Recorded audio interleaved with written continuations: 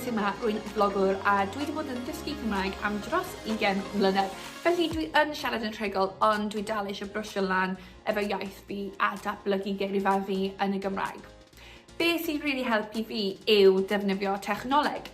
Fel, o'n i ddim yn teimlo'n hyderus iawn yn postio ar y cyfryngau cymdeithasol yn y Gymraeg, ond wedyn o'n i'n meddwl na just rhoi shot arno fe ac rhoi pethau lan ar Trydar a Instagram yn y Gymraeg.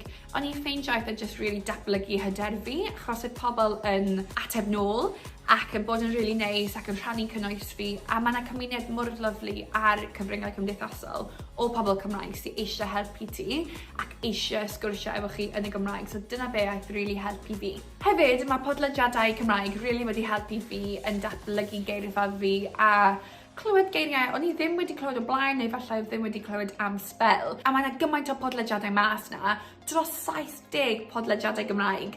Felly mae yna llawer o pwnc fel cerddoriaeth, pêl-droed, rygbi, newyddion, a jyst pobl yn cael bach o sgwrs. So mae yna rhywbeth i bawb ar podlediadau Gymraeg, felly ceri edrych at hwnna, achos mae fe'n really good pan chi just yn coginio, neu falle chi yn y bath, a chi just eisiau clywed yr iaith, achos yn enwedig os chi rhywun fel fi sy'n byw ar ben fy hun, ac wrth gwrs ni gyd yn hynna'n ynysu at y funud, felly so na lot o chance i ni glywed yr iaith.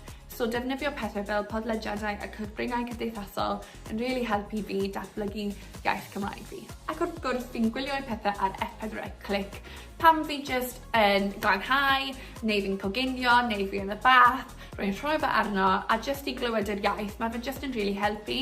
O'n i ddim wedi defnyddio'r iaith am spel, so pam ys i dewis i dechrau defnyddio'r iaith mwy a brwsio lan efo Cymraeg fi, es i trwy technoleg, achos fi'n byw ar ffôn fi anyway, a byw ar iPad fi, so oedd yn just really hawdd i rhoi mewn i bywyd fi, really. Felly, defnyddio ffôn ti, defnyddio technoleg, gwrando i podlediadau, a dyna beth yw gwaith cartref ti pan chi'n hynna'n ynysu.